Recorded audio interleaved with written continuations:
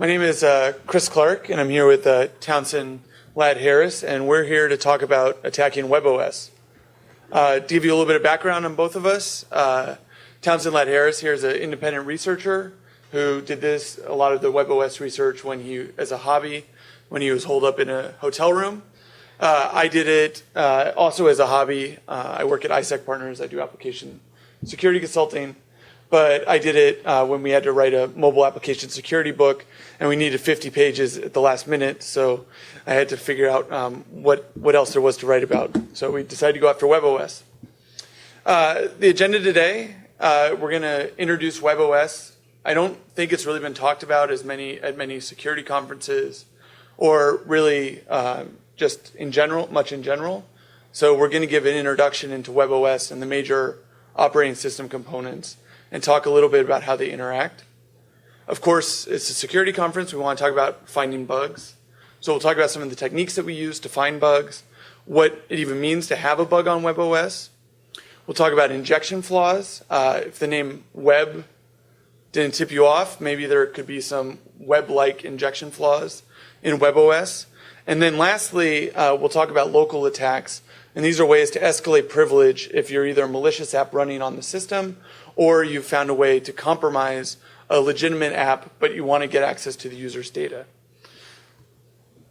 So a little bit of background about WebOS. It is basically a Linux distribution, a specialized Linux distribution that runs on specialized hardware like the Palm Pre. This was the first phone. It was released on Sprint about a year ago, last June. There's a second version of this phone called the Palm Pre Plus. It's on Verizon, has a little bit more RAM, a little bit more memory. And then there's the Palm Pixie, which is the same phone in a different form factor. Like many embedded devices, it runs the Cortex A8 ARM processor, and it's a pretty neat phone. As far as WebOS architecture, this is the way that I think about it. Maybe some system architect at Palm would disagree. But the basis, there's the Linux kernel. And on top of the Linux kernel, you have various processes running. And the way that those processes are connected is via Debian dbus.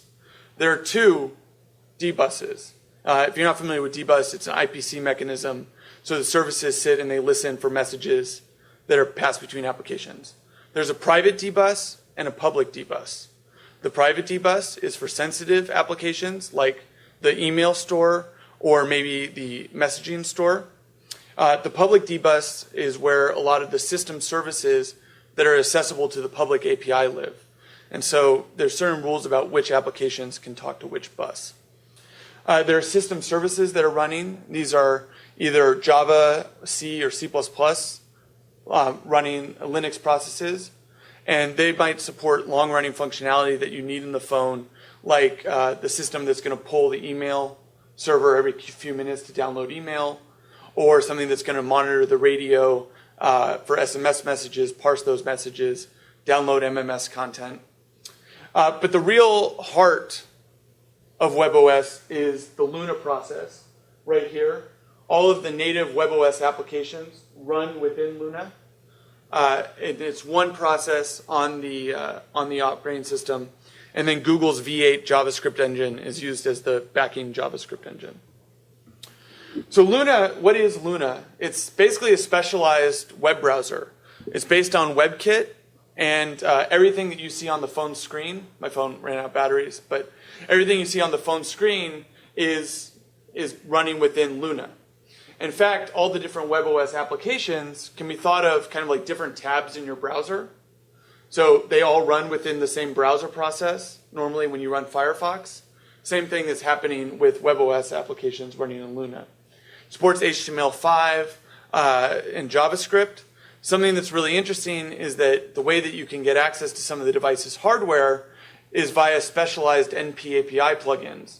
So I don't know, maybe you're familiar with Internet Explorer. You have ActiveX controls that let you bridge to native code. NP API plugins are the way that Luna can bridge to native code like the camera. The actual process is the Luna Sys Manager process. And like I said, all the WebOS applications run inside Luna Sys Manager. Now, a WebOS application, as far as a native application, is basically just a big bundle of JavaScript, HTML, and CSS.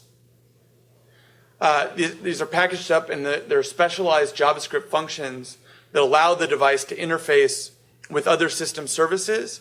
And that whole ball of wax is known as the Mojo framework. Okay?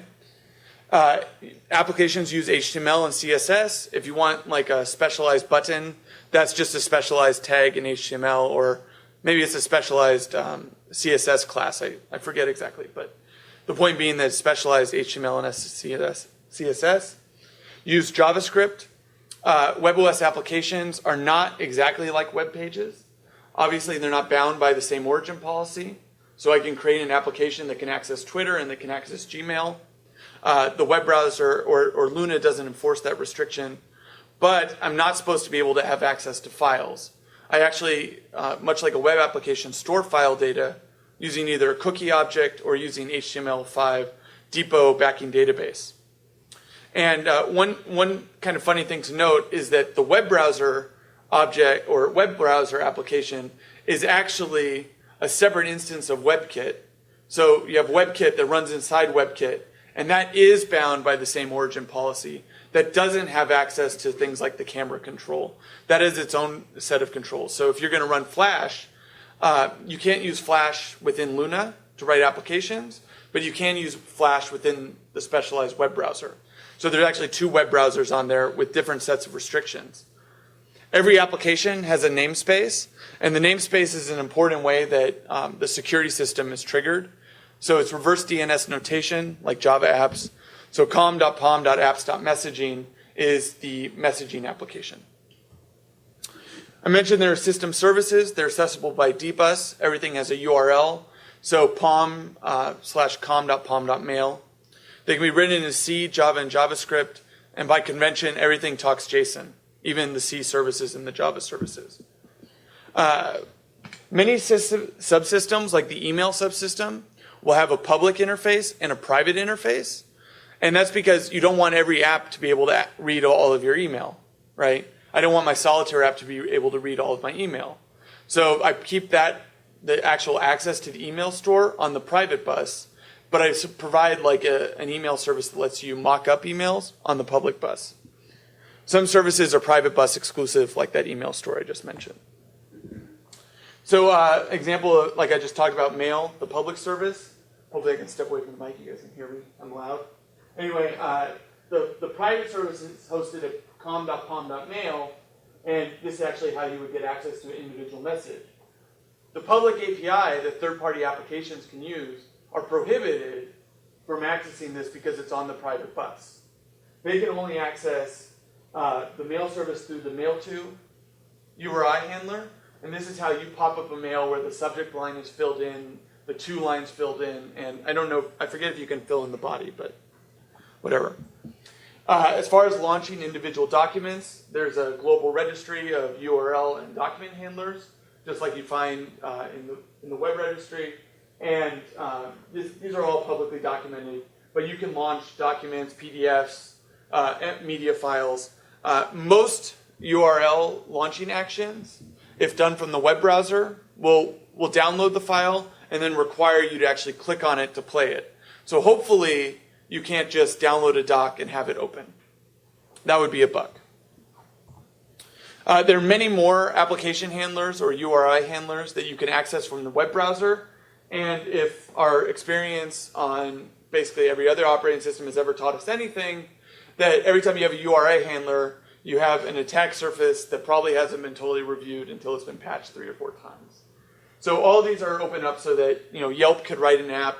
It's running in the web browser. You can click a button that says show me the directions, and it will use the map to or the map location URI to open up the mapping application. Now I'm bringing this up because most of these have actually been reviewed and hardened against untrusted data, right? Like if I launch these from a web browser, it should go safely.